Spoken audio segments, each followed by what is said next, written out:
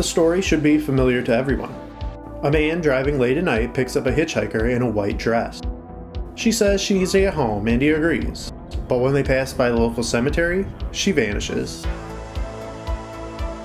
The story of the hitchhiking ghost is widespread, but above all others, there is one that is the most well known.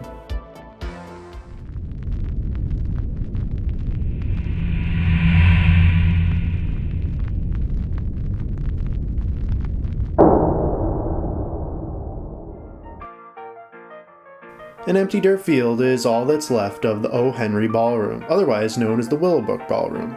First opening in 1921, this popular night spot could see up to 10,000 dancers a weekend, with singers such as Frank Sinatra, Doris Day, and many more. This popularity drew many kids looking to cut a rug back in the day, including one woman named Mary. Resurrection Cemetery and Resurrection Mary are probably the quintessential Chicago ghost story. I mean, it has a national and international recognition. You talk about ghost stories in Chicago, and Resurrection Mary is the one that invariably a lot of people come back to. Many men have said they met and danced with her, noting she always seemed to be cold. At the end of the night, they would offer a ride home, which she accepts. But when they would pass by the gates of Resurrection Cemetery, Mary would vanish. Many would inquire at the address she gave the following day, unsure what happened but wondering if she arrived home alright. The elderly woman who answered the door would always say the same thing: Mary died many years ago. There are other tales of her entering the car stopped on the road or jumping in front of them, but it is always on Archer Avenue, which the cemetery is on.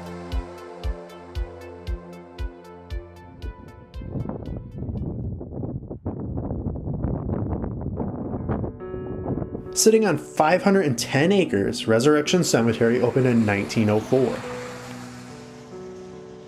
There are over 150,000 people buried in these grounds and mausoleums. There are a number of famous politicians and sports players buried within, but by far the single person who gets the most visitors is Mary. There's just one issue: no one knows who she is. No one quite is sure who Resurrection Mary was in life.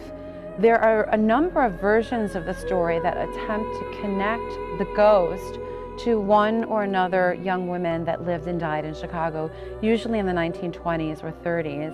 There's a version of the story that talks about little Anna Norkus, who was a 12-year-old girl that died in 1927 on the way home from a dance on the eve of her 12th birthday. She was buried in Resurrection Cemetery. There's a version of the story that connects Resurrection Mary to a girl named Mary Miskowski that was from the Bridgeport neighborhood on the south side that was reportedly killed on her way home from a Halloween party in the 1930s. The most prevalent belief is that she is Mary Bregovy, a 22-year-old woman who died in a 1934 auto accident. Mary Bregovy was a beautiful young woman, a factory worker in the packing town of the Stockyards district in the back of the yards. She lived on South Damon Avenue, where she worked 6 days a week and went out dancing just about every night. Her favorite place to dance was the old O. Henry Ballroom out on Archer Avenue. She had gone out shopping on a spring afternoon in 1934 with a friend of hers and made a double date with some young men that they had met for later on that night.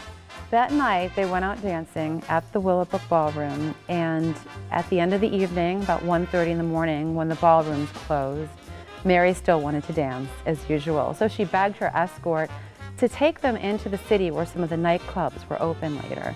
And so he, of course, complied. They went into the city, they danced till about 4 o'clock in the morning, and then headed out to make their way back to back of the yards.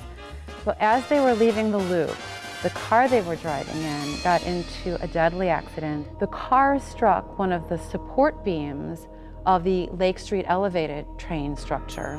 Mary was sitting in the front passenger seat and went through the window and died on the way to the hospital.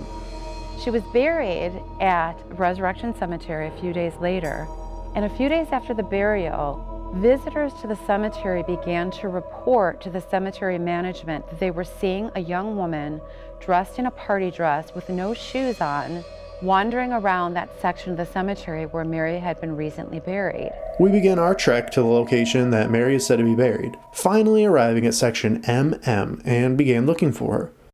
What we didn't know at the time is that her gravestone was bulldozed shortly after World War II when the cemetery needed more space. Back then, a permanent grave was not guaranteed. With Resurrection Mary, one of the stories is that it was a term grave, and a term grave was just like a temporary housing, so to speak, and that at one time was Resurrection Cemetery went through renovations, they moved the graves. So the theory is that she's walking around trying to find her grave, like she's just kind of lost. So if you ever see somebody wandering up down the streets, it's just a lonely lost soul down Archer Avenue just trying to find her way back home. While the rest of Mary's family has since had their graves restated, Mary's remains unmarked. We walked up and down the road searching for the Grovey name to no avail. We tried yet again to look on our phones for any more precise coordinates, and another website sent us back further south towards the main gates. While we make our way, there's a tale associated with these gates and Mary that I want to tell. On August 10th, 1976, the police received a call that a driver noticed a woman trapped in the cemetery after hours. And she was standing at the front gates, clutching the bars, looking very much afraid. The man figured that she had been locked inside the cemetery after closing time. It's an enormous place. While the police were accustomed to ghostly reports of women around the cemetery, they diligently responded. Officer Pat Homa arrived at the gates and began calling for the trapped woman when he noticed something. Two of the gate bars were bent, as if pulled apart, and two handprints were embedded in the bronze bars. Annoyed by the flocks of curious, the cemetery tried blow-torching the marks off, but it only blackened them, making the marks more noticeable.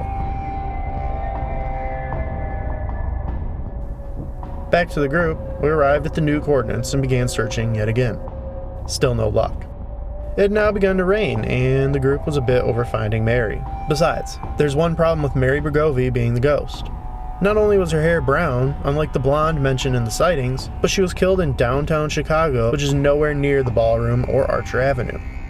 And what are the handprints on the bars? The cemetery said that there had been an accident. A cemetery worker had backed a truck into the bars, they said, and bent them. So they had heated them up, and a worker had put on some heavy worker's gloves and had tried to bend the bars back into shape, which they said explained the handprints. Well, that sounds like a plausible explanation. There's one problem with that.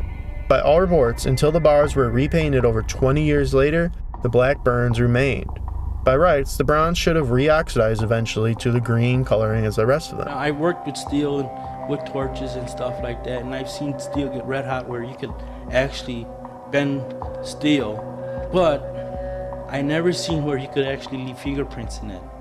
And that would be hard to do, to leave actual fingerprints. I mean, it's not like clay where you can just squeeze it and you'll have fingerprints. This is steel. As hard as it is, you could hardly stretch it out, let alone put fingerprints in it. Real or not, Resurrection Mary's story has captivated us for over 90 years.